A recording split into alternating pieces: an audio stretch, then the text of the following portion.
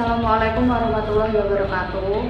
Saya Edi Listiawati, jurusan Hukum Ekonomi Syariah, Fakultas Syariah dan Hukum.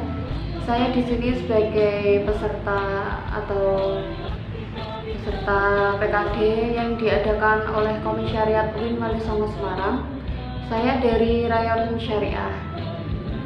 Sebelumnya yang saya hormati Ketua Komisariat PMII UIN Wali Songo Semarang beserta jajarannya, dan yang saya hormati Ketua Rayon Syariah Fakultas Syariah dan Hukum UIN Wali Songo Semarang beserta jajarannya. Di sini saya akan menyampaikan dan menjelaskan sedikit mengenai materi PKD, yaitu Nahdlatul Nisa. Sebelumnya, apa sih yang dimaksud dengan Nahdlatul Nisa? Di sini saya akan menjelaskan, yaitu Nahdlatul Nisa adalah kebangkitan perempuan, di mana yaitu Nahdlatul Nisa adalah keadaan di mana posisi perempuan pada masa pra-Islam. Pra-Islam di situ yang dimaksud adalah pada masa zaman jahiliyah yang disebut dengan zaman moral.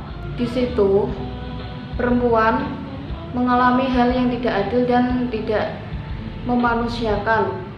Kesaksian perempuan dan laki-laki berbeda, seperti dalam hal tuduhan zina atau dalam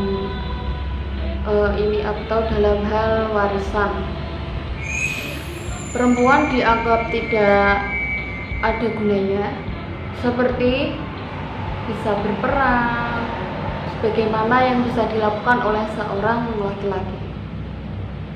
Di ruang publik, perempuan banyak yang dikubur secara hidup-hidup, dilacurkan dan sebagai jaminan hutang.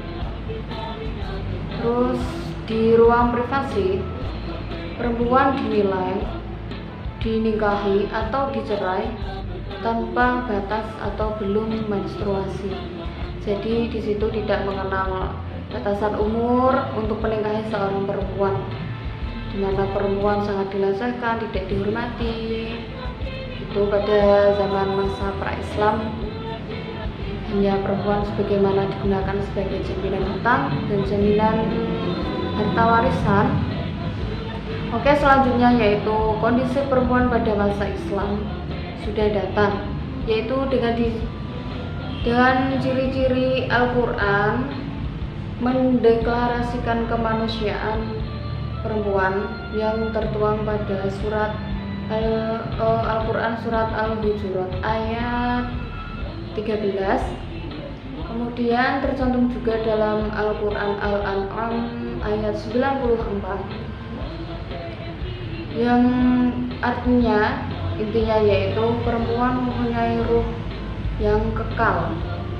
Kemudian tercantum pula hak seorang perempuan, tercantum dalam Al-Quran surat An-Nahl ayat 97, yang artinya yaitu perempuan bila beribadah mendapat pahala. Kemudian yaitu tercantum juga dalam Al-Quran surat An-Nisa ayat 124, yang intinya artinya yaitu perempuan juga bisa masuk surga. Terus di sini juga terdapat pula perbedaan yang membedakan antara laki-laki dan perempuan. Perbedaannya itu berada pada ketakwaannya. Misalkan satu laki-laki sama halnya dengan dua orang perempuan.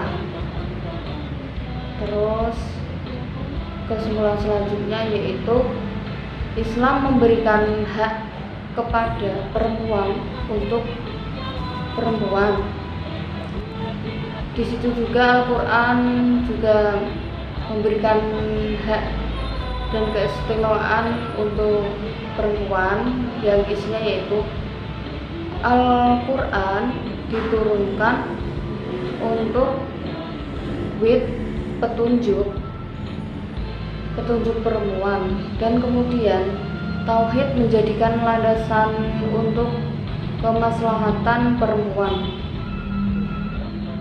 Terus dilihat di Indonesia, bangsa Indonesia sendiri, yaitu kebangkitan perempuan di Indonesia secara sejarah, yaitu berada pada masa politik balas budi yang terjadi pada tahun 1920.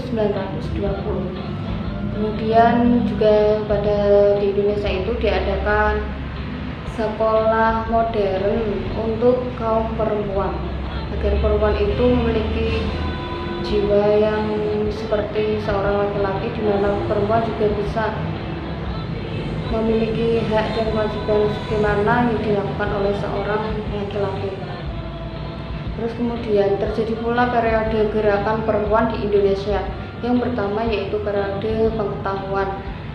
Periode pengetahuan di sini yaitu ketika Belanda menerapkan politik etis dengan membuat sekolah perempuan. Untuk itu yang digunakan untuk kepentingan strategis sebagai pegawai ini ya pada masa politik etis. Di sini itu dipelopori oleh pahlawan perempuan sendiri, yaitu Dewi Sartika, terus Ibu Kartini yang dijuluki sebagai perempuan emansipasi wanita. Terus terjadi pula periode nasionalisme ketika pada masa Sumpah Pemuda yang diadakan tahun 1928. Di sini sejak di Indonesia sendiri, sejak adanya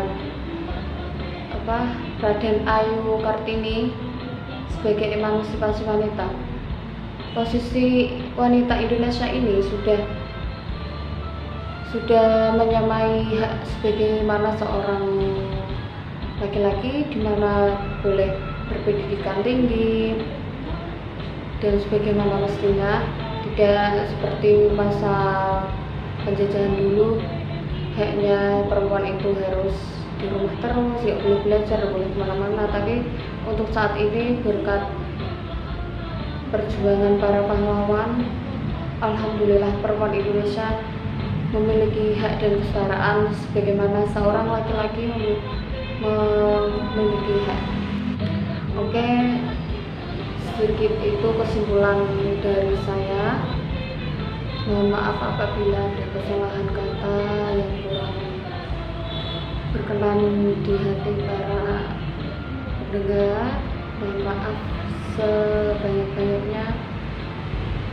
Semoga video ini sebagai syarat terpenuhinya sebagai anggota kader PNI Ungawi Sama Semarang.